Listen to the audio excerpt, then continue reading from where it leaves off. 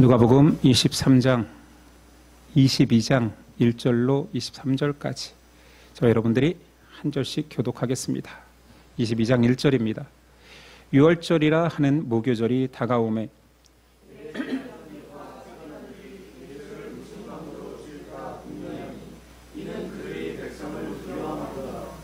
열둘 중에 하나인 가롯인이라 부르는 유다에게 사탄이 들어가니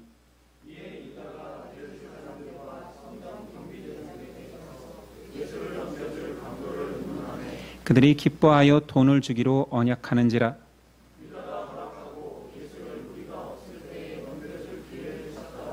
유월절 양 잡을 무교절 날이 이른지라.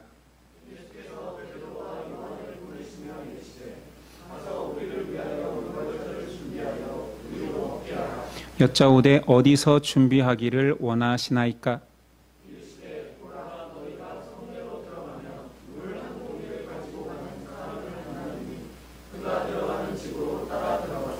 그 집 주인에게 이르되 선생님이 내가 하는 말씀이 내가 내 제자들과 함께 유월절을 먹을 객실이 어디 있느냐 하시더라 하라.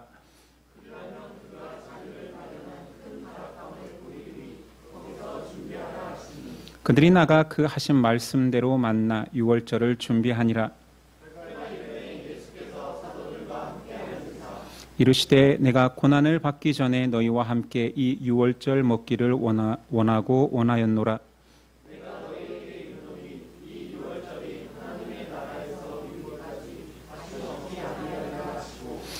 이에 잔을 받으사 감사 기도하시고 이르시되 이것을 갖다가 너희끼리 나누라.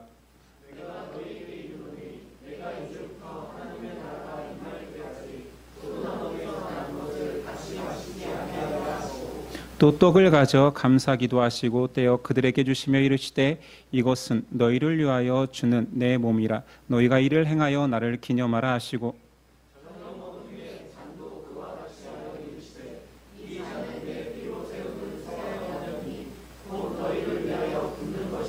그러나 보라, 나를 파는 자의 손이 나와 함께 상위에 있도다.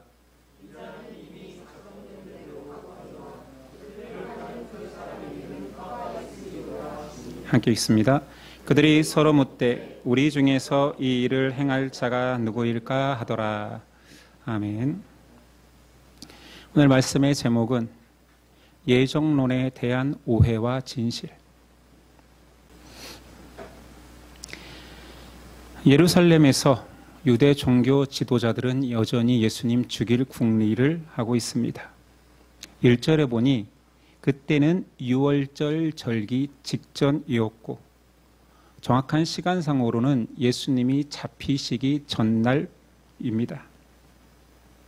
유월절 규례는 알다시피 출애굽기 12장에 기록되어 있습니다. 유월절은 또한 무교절이라 불리는 이유는 이스라엘이 출애굽할 때 급하게 나가야 되기 때문에 이스트가 없는 떡을 먹고 그래서 무교병인 거지요. 그것을 먹어라. 그리고 이후에 규례에서는 너희가 그 무교병을 먹을 때마다 애굽에서의 고난, 그 쓰디쓴 그 경험을 기억하고 또한 출애굽시킨 하나님의 은혜를 기념하라 해서 유월절 무교절을 지키고 있습니다. 그런 지금 유월절 때문에 유대 전역에 있던 성결한 또는 신실한 믿음의 사람들이 유월절을 지키러 예루살렘으로 모여들고 있습니다. 하나님의 은혜를 기억하기 위해서 제정한 유월절인데 하나님의 가장 큰 은혜의 선물인 예수 그리스도가 죽임을 당하는 유월절로 변합니다. 이게 얼마나 역사 속의 아이러니입니까? 예수님은 자신의 죽음을 예감하시고 제자들과 마지막 유월절 식탁을 원하십니다. 그래서 우리는 이 식탁을 최후의 만찬이라 부르지요. 이 날에 무슨 일이 있었는지 한번 봅시다. 3절이야. 열둘 중에 하나인 가롯인이라 부르는 유다에게 사탄이 들어가니 이에 유다가 대제사장들과 성정 경비들에게 가서 예수를 넘겨줄 방도를 의논하매 그들이 기뻐하여 돈을 주기로 언약하는지라. 알다시피 가룟 유다가 예수님을 배반하는 사건이 있습니다. 왜 그랬을까요? 단순히 유다에게 사탄이 들어가서라고 하면 사탄이 억울하지요. 사탄의 모든 인간이 반응해 놓고도 다 사탄이 그랬다, 사탄 때문에 그랬다 하기에는 그가 억울할 것 같습니다. 돈 욕심 때문에 그랬다고 하기에는 은 30은 너무 적은 돈입니다. 그러니 그가 예수님을 배신할 수밖에 없었던 더 큰 동기가 있었겠지요. 그는 제자로서 3년 반 동안 예수님을 따라다니면서 예수님의 절대성을 보았습니다. 죽은 자가 살아나고 무리를 거르시고 수많은 병자, 귀신 들린 자들이 나았습니다. 근데 그가 마지막에 와서 배신할 수밖에 없었던 이유는 예루살렘이라는 유대의 가장 큰 성 수도에 와서 왕이 될 줄 알았던 그분께서, 그러니까 지금까지 내가 봐왔고 신뢰했던 그 절대성을 더 마음껏 발휘할 거라고 여겼던 그 예루살렘에서 종교 지도자들의 박해를 받고 모함을 받는 그 모습을 보고 있는 것입니다. 고난받는 종의 모습을 인정하지 못하는 거예요. 가롯 유다에 대한 기록은 별로 없지만 그 가롯이라는 말에서 힌트를 좀 얻을 수 있는데, 물론 여기는 가롯인이라고 표현되어 있죠. 원어에서는 그 유대 남부 지방의 가롯 지방의 사람일 것이다. 그래서 번역을 가롯인이라고 했는데, 이 가롯이라는 말이 당시에 이스라엘 해방을 위해서 칼을 들고 싸우는 열심당원하고 비슷합니다. 그래서 어떤 신학자들은 가롯인 유다가 아니라 열심당원 유다가 예수님의 제자가 되었다 말하는 사람들도 있습니다. 그놈은 목숨을 버리면서도, 그러니까 우리나라로 말하면 독립운동가예요. 그런데 예수님을 따르게 되었는데 궁극적으로 그가 원했던 것은 이스라엘의 로마로부터 해방인 거지. 어쩌면 더 나아가 해방되어 예수가 왕이 되면 나에게도 높은 자리 하나쯤 생길 거라 여겼을 수도 있습니다. 가룟 유다의 입장에서 그가 배신하기에 앞서 자신의 모든 소망을 깡그리 채 무시당하고 버려야 했던 예수님이 먼저 가룟 유다를 배신한 거일 수도 있습니다. 그에게 최후의 만찬은, 아니 왜 마지막 식사입니까? 진짜로 예수님 죽으려고요? 저희랑 다시는 밥 안 먹는다고요? 아니 예수님이 여러 번 죽는다 했지만 진짜로 이게 마지막 식사라고요? 최후의 만찬은 예수님이 인류에게 베푸신 예수님의 사랑과 소망의 자리였음에도 가룟 유다는 자신의 소망이 깨어지는 절망의 자리가 되었습니다. 그러니 배신을 확신할 수 있게 되었던 사건인 거지요. 이렇게 우리는 인류사의 배신의 대명사가 된 가룟 유다라고 알고 있는데, 몇몇 사람들은 가룟 유다를 재평가하려고 합니다. 왜냐하면 가룟 유다가 아니었으면 예수님이 십자가에서 죽으실 수 없다라고 말하면서 가룟 유다는 하나님 계획의 희생양이라 여기려 합니다. 그러면서 그들이 주장하기는 요한복음 13장 27절의 이 유월절 실탁에서 예수님이 하신 말씀 속에 유다에게 이르시되 내가 하는 일을 속히 하라. 예수님이 그의 배신을 어서 해라. 네가 어서 해야 내가 하나님의 계획대로 걸어갈 수 있지 않겠니? 네가 1번이고 내가 2번이다라는 뉘앙스로 말했다고 하는데 그것은 아닙니다.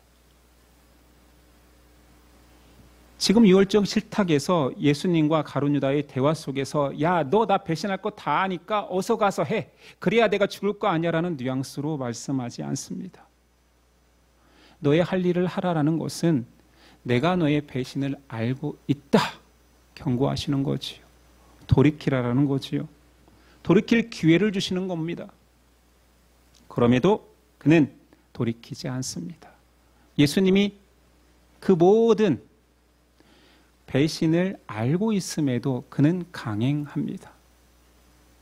가룟 유다를 보며 예수님이 이런 표현도 쓰였습니다. 그 사람은 차라리 나지 않았으면 좋았을 것을. 이것은 얼마나 안타까웠으면 하는 말이겠습니까? 성경에서 가룟 유다의 행동은 욕심과 야망이 들어차 있었기에 마귀가 들어온 것으로 묘사되어 있습니다. 그는 하나님 계획에 동조한 자 또는 희생양이 된 것이 아니라 배신자 그 자체입니다. 만약에 그가 예언 성취의 공로자라면 그의 삶이 자살로 마감되지는 않았겠지요. 이 배신에 대한 예수님의 선택은 정반대입니다. 21절이야. 그러나 보라, 나를 파는 자의 손이 나와 함께 상 위에 있도다. 인자는 이미 작정된 대로 가거니와 그를 파는 그 사람에게는 화가 있으리로다 하시니. 예수님은 가룟 유다가 자신을 배신할 것을 아셨음에도 이미 작정된 대로 걸어가십니다. 체포를 피하실 수도 있었지요.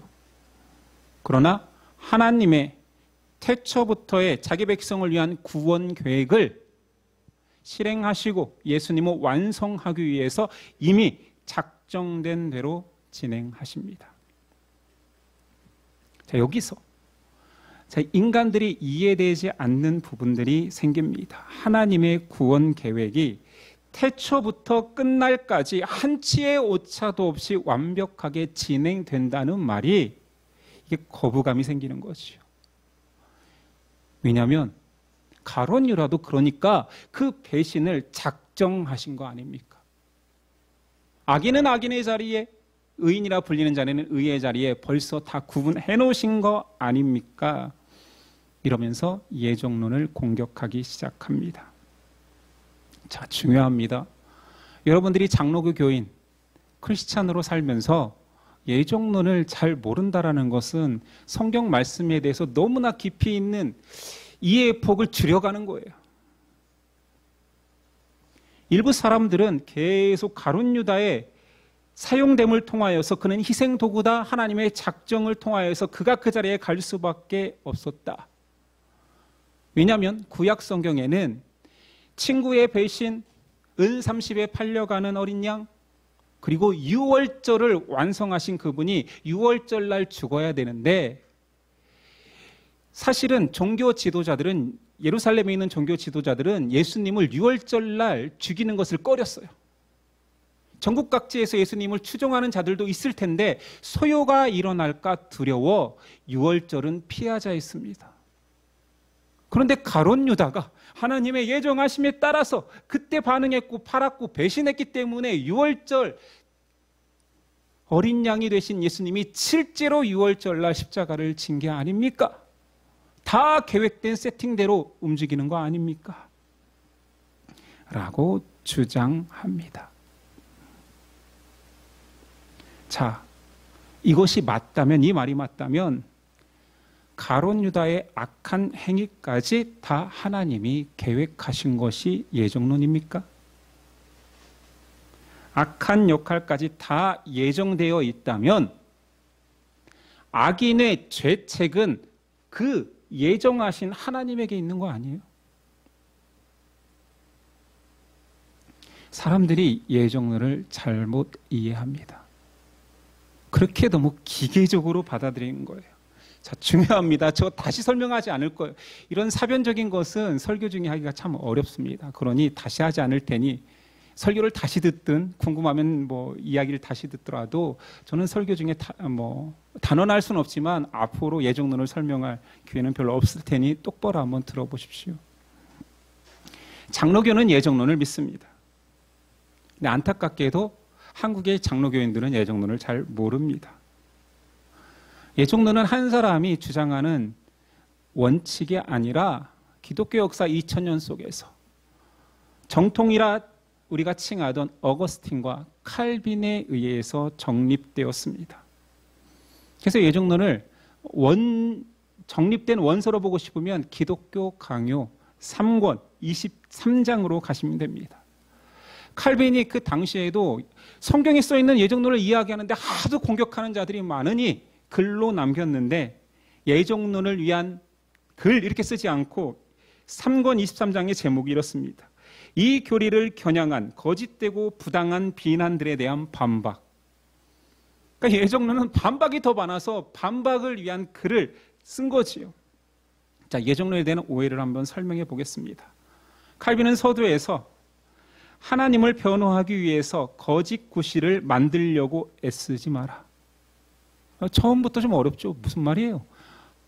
하나님을 편드는 척하면서 사람들의 말에 이해시키기 위해서 없는 말을 만들어가지 말라라는 거예요. 성경을 성경대로 풀어야지 사람의 이해를 위해서 뭔가를 첨가하지 말라라는 거예요. 곡해하지 말라라는 거지요. 자, 그러면 예정론을 먼저 규정하고 갑시다. 장로교의 예정론은 절대 예정론 또는 이중 예정론이라고 말합니다. 그것은 뭐냐면 태초부터 하나님이 사람을 창조하기 전부터 인간을 위해서 모든 구원 계획을 완성하시고 인간을 창조하신 거기 때문에 선택받을 자와 유기될 자, 이중이죠.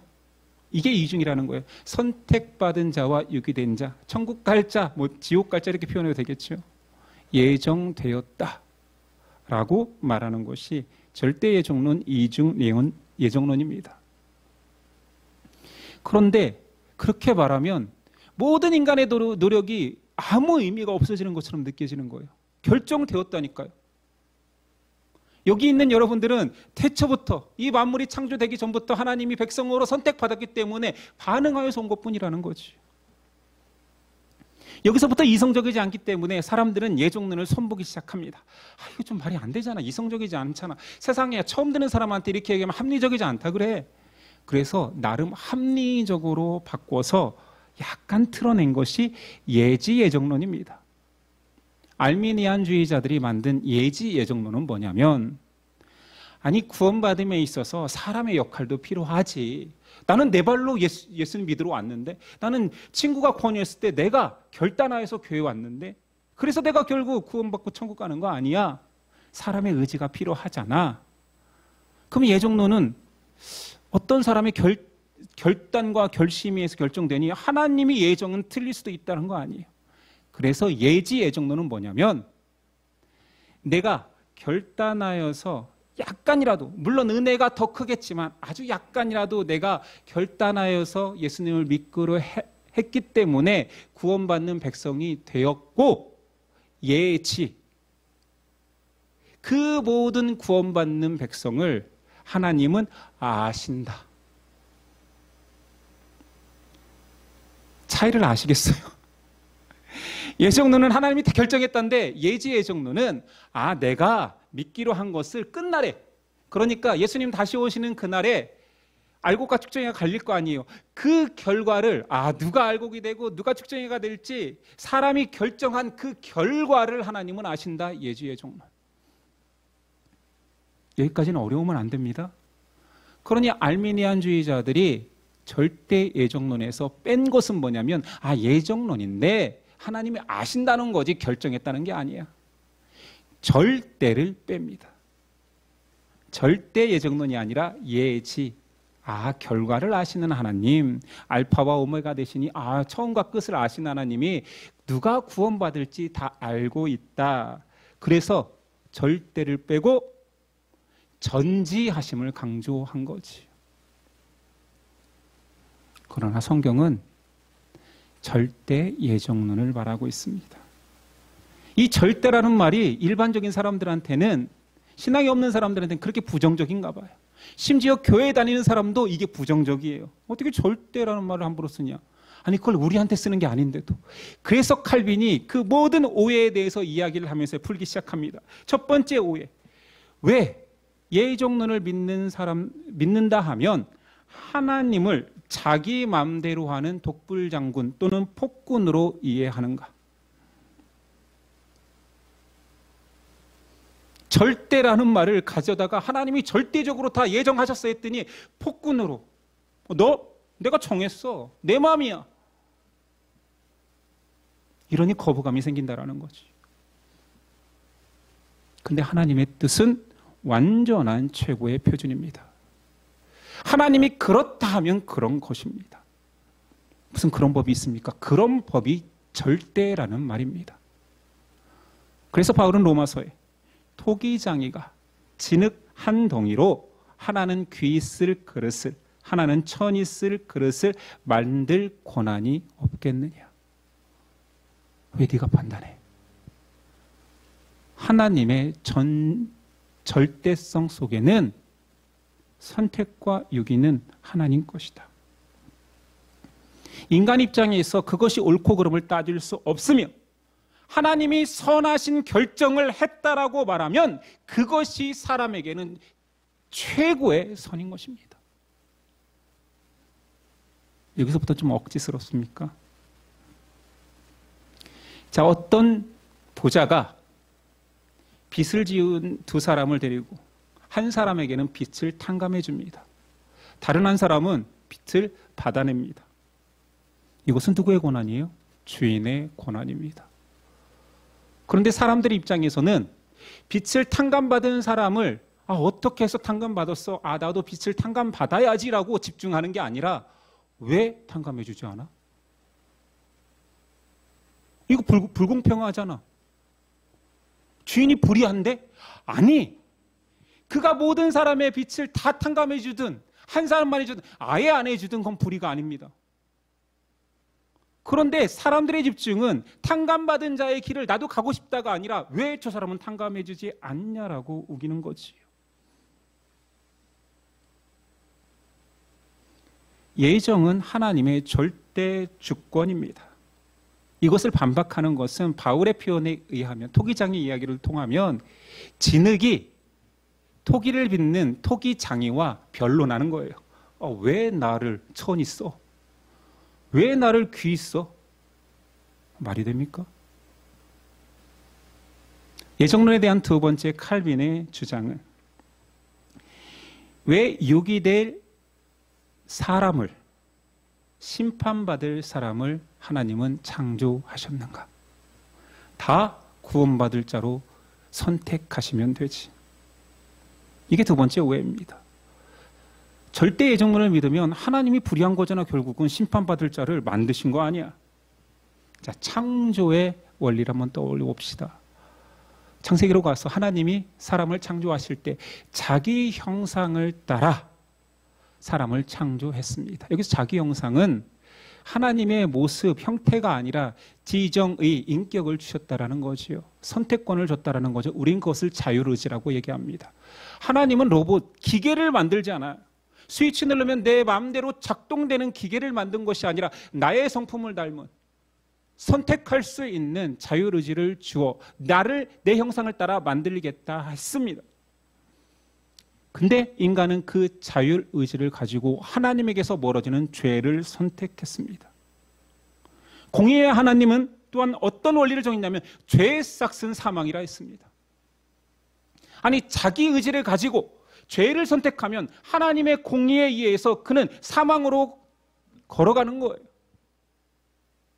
이것을 꼭 기계를 만든 것처럼 오작동 되는 기계를 만든 것은 만든 자의 잘못이 맞습니다.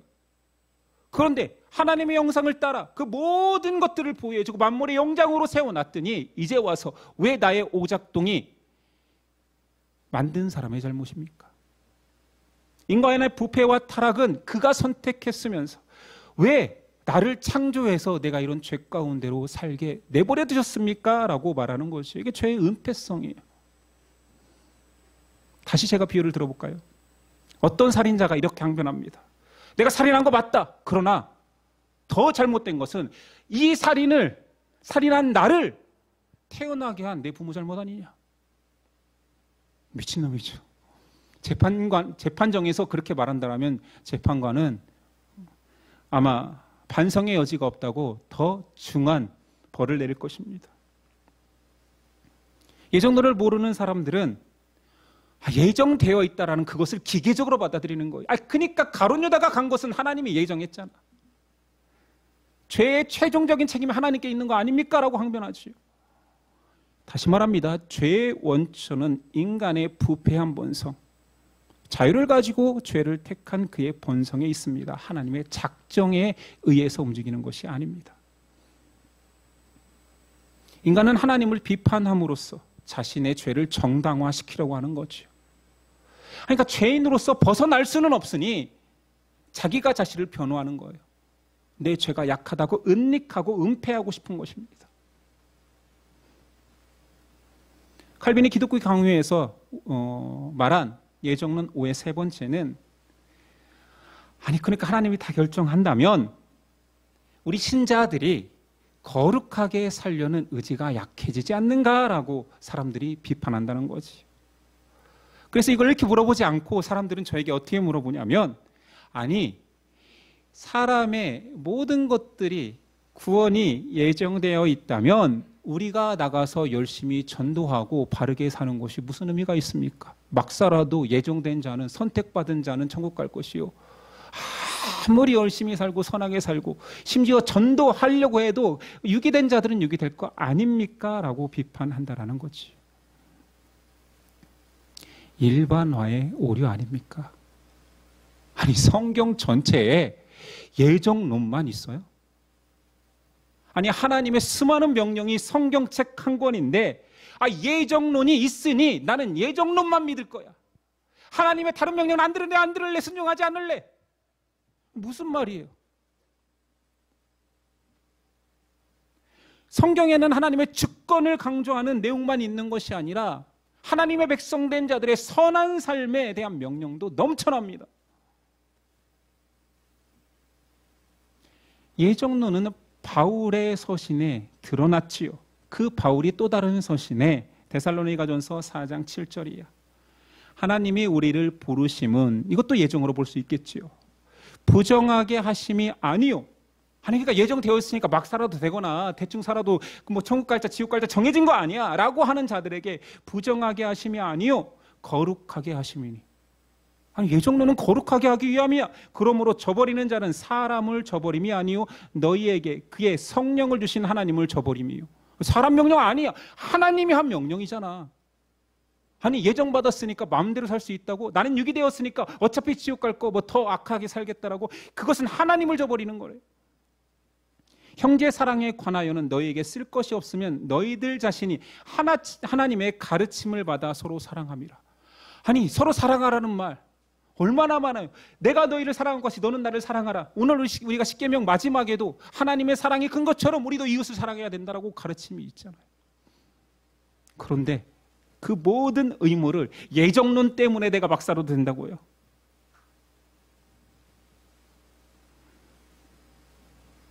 예정론은 숙명론이 아닙니다.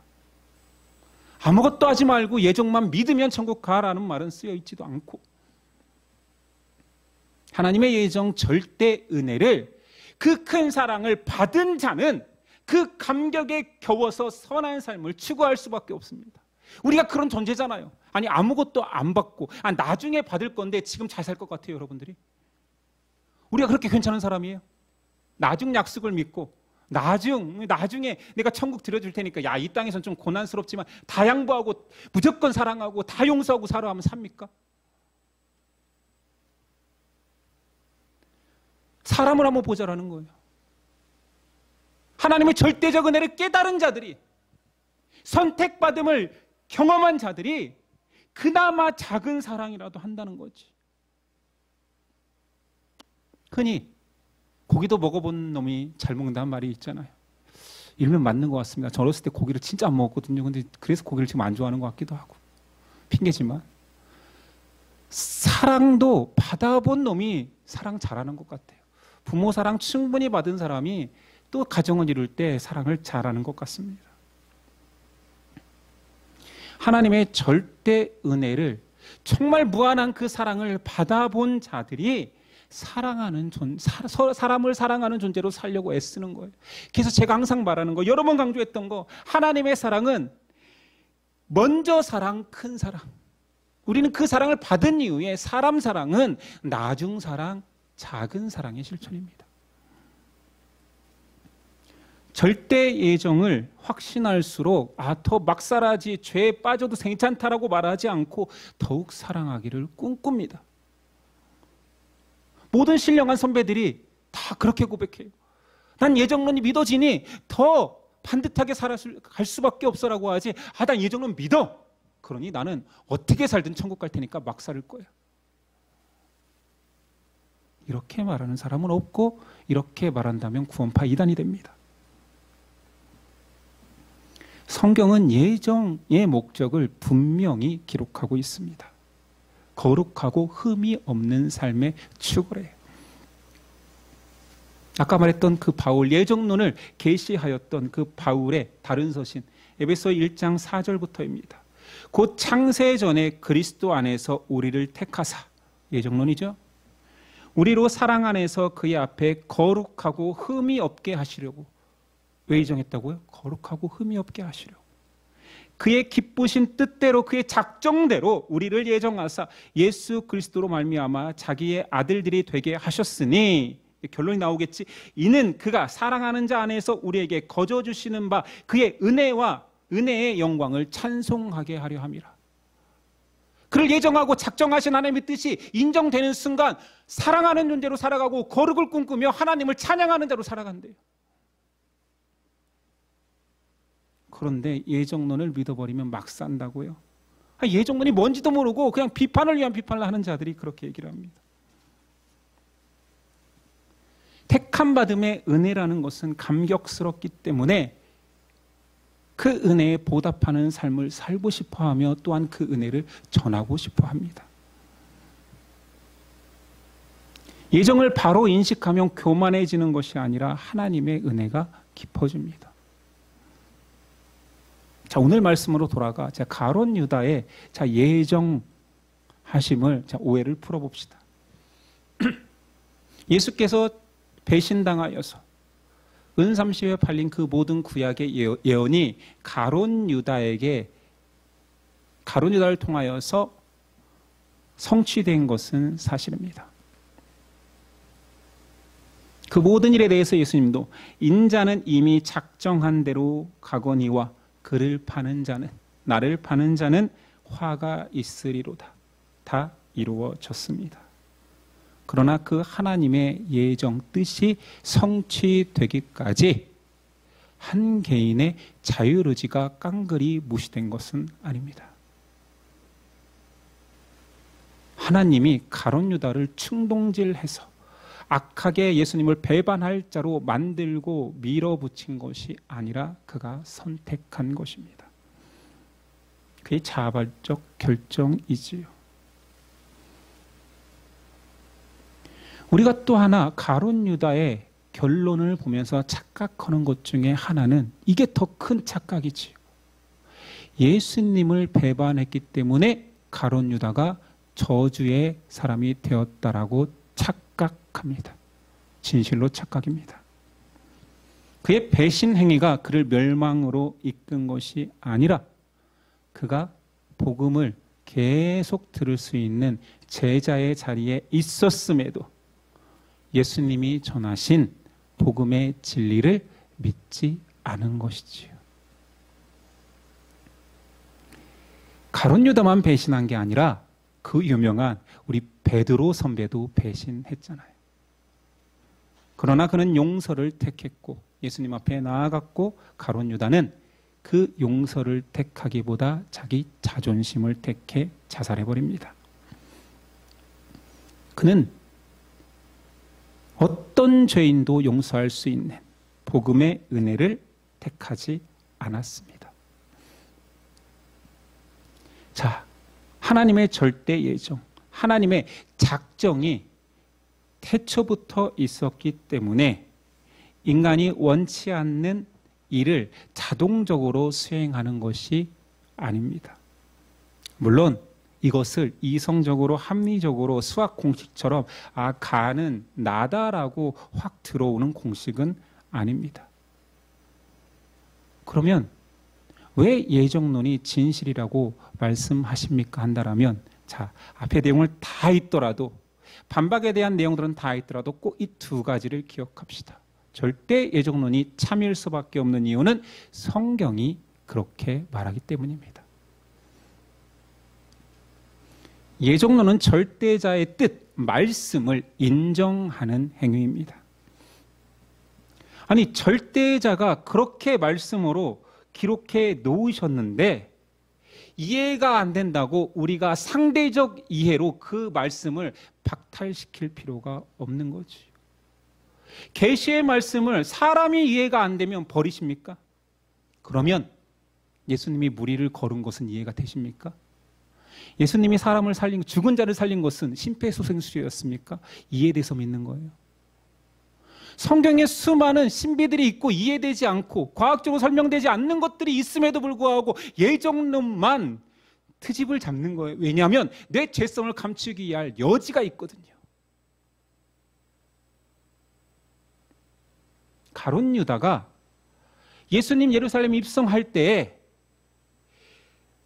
나귀 타고 입성할 때에 제자들이 자기 겉옷을 벗어서 그 나귀 밑에 깔았다고 했잖아요. 카페트를 깔았어요. 그리고 군정들이 호산나 외칠 때 그들도 같이 호산나 외치지 않았겠습니까? 아, 드디어 왕으로 예루살렘에 입성하는구나. 내 스승이 왕이 된다.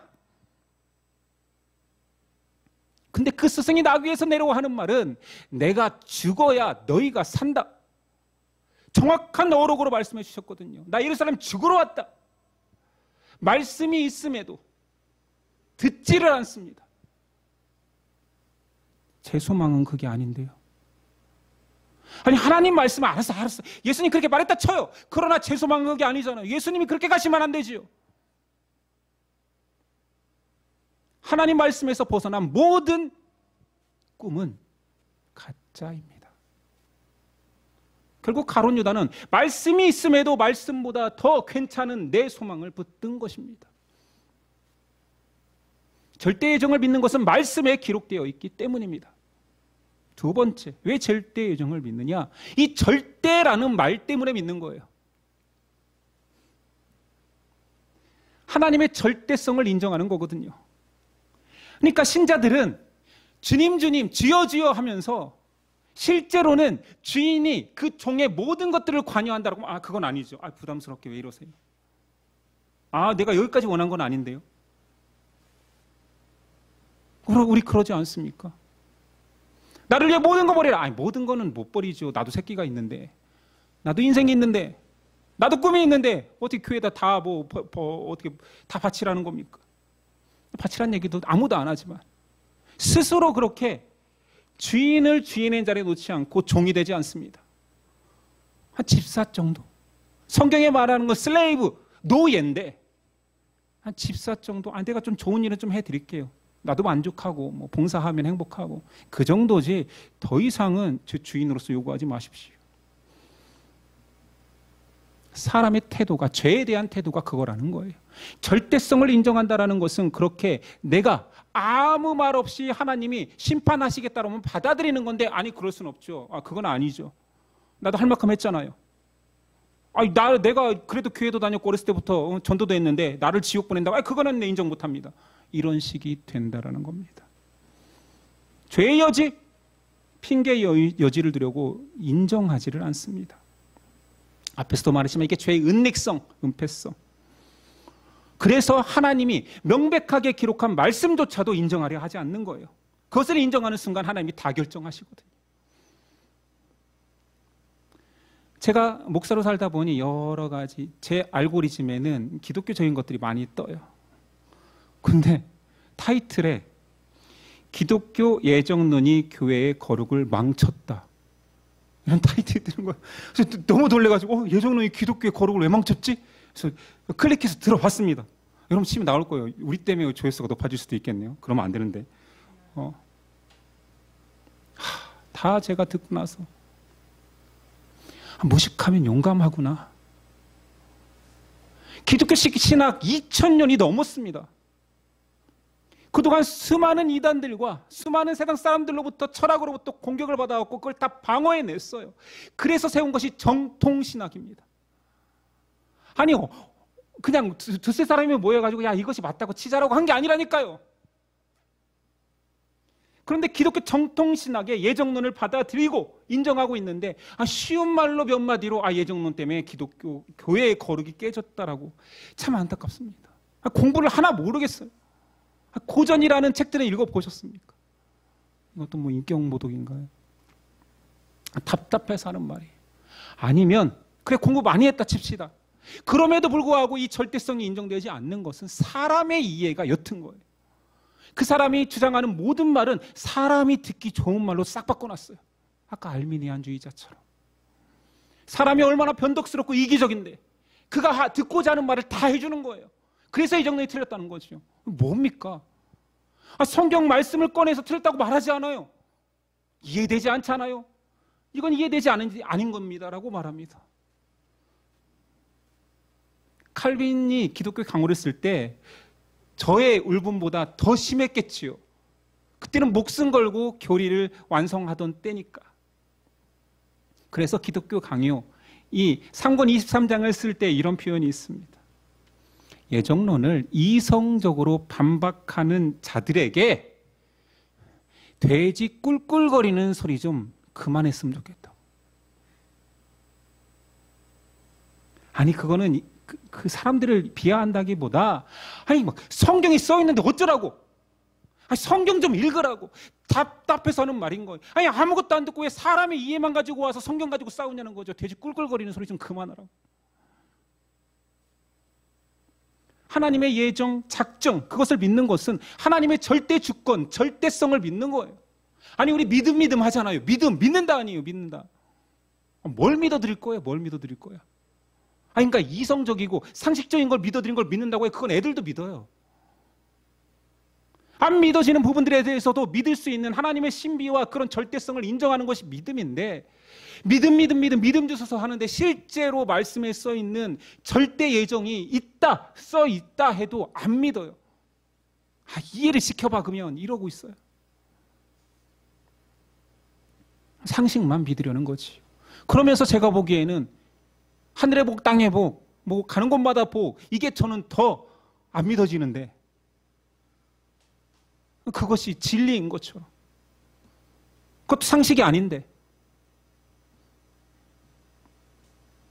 오늘 말씀은 가룟 유다의 모습 또는 예수님이 우리가 6월절 마지막 식탁을 같이 할 다락방이 준비되어 있다. 주께서 쓰시겠다 하면 나귀 새끼도 올 것이요. 주께서 쓰시겠다고 하면 다락방도 예비되어 있다. 가자. 예정론이 곳곳에서 묻어납니다.